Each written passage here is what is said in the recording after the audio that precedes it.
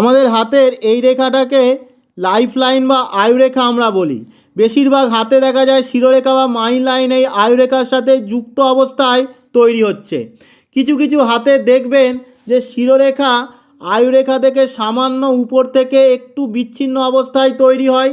এই ধরনের শিরোরেখা স্বাধীন স্বতন্ত্র চিন্তাভাবনা, স্বাধীন যুক্তি বিচারের নির্দেশক। এরা অন্যের কথা শুনে কিন্তু নিজের মত বুদ্ধি অনুসারে চলে, সিদ্ধান্ত নেয়। পারিবারিক সামাজিক ধর্মীয় সংস্কারকে চোখ বুজে মানে না, নিজের বুদ্ধি যুক্তিতে যা ঠিক বলে মনে হয় তাই মানবে। এরা পরিবার বংশ ধর্মের মধ্যে নতুন বিচার নব্য চিন্তাভাবনার সঞ্চার করে। কিন্তু শিরোরেখা আয়ুরেখার অনেকটা উপর থেকে তৈরি হলে স্বাধীন চেতা একরোখা ভাব অত্যাধিক হয়ে যায়, নিজে যা ঠিক ভাবে তাই মানে, কারোর মতকে গুরুত্ব দেয় না, ধর্ম সমাজ পরম্পরা ঐতিহ্যকে না মানার প্রবণতা, তার বিরুদ্ধে যাওয়ার ঝোঁক তৈরি হয়, বৈপ্লবিক স্বভাব খুব বেড়ে যায়।